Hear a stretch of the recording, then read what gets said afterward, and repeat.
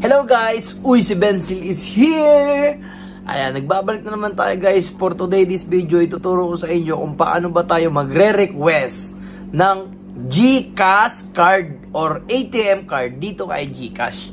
So, make sure na tapusin nyo tong video na to kasi ituturo ko rin dito kung paano ba natin i-enable yung GGives credit natin. Yung online GGives credit. So, pwede tayo magbayad ng bills like Meralco, water bill, home credit, etc. Pwede nyong gamitin si GGives.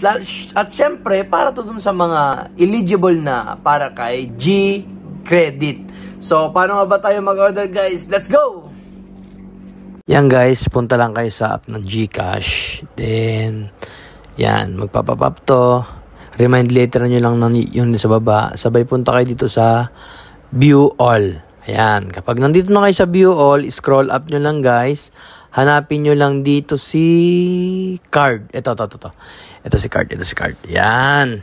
Ngayon, pag nandito na kayo kay card, click nyo lang yan. Tapos, ma-redirect na kayo dito. Ayan. Yung nasa baba, makikita nyo, other card. Yan. Tapos, scroll up nyo. Yung sa baba, meron kayong makikita, link my card. If nakapag-order na kayo, i-link nyo na yung card. So, dahil sa order pa lang tayo, dito tayo pupunta kay order card. Yan. Send me a card. Ayan. Tapos, yan. Meron kayong babayaran na 185 pesos. Then, click nyo lang yung next. Pag na-click nyo na yung next, guys, magpapakita sa inyo ito yung ganitong features. Ayan.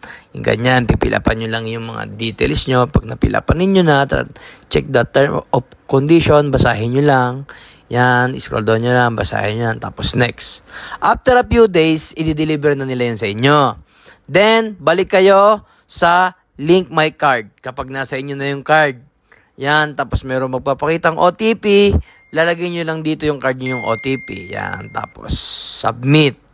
Yun, tapos enter nyo rito sa loob yung inyong account number nung nasa card at saka yung yan. Yun lang guys, ganun lang kabilis. At syempre, hindi pa yun nagtatapos.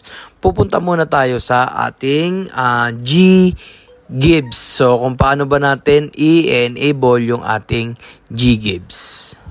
Yan. Wait, GGives. Hanapin natin ang GGives. Ito, yan. Ito, sa baba.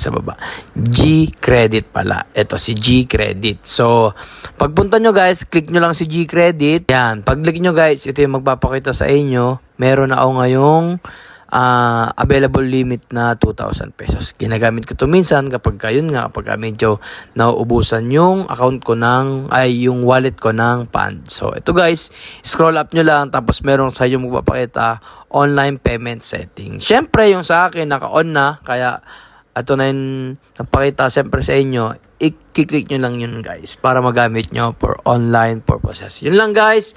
At kung nakatulong sa inyo tong video na to, please subscribe my channel and click your notification bell para updated ka lagi sa ating video. Thank you!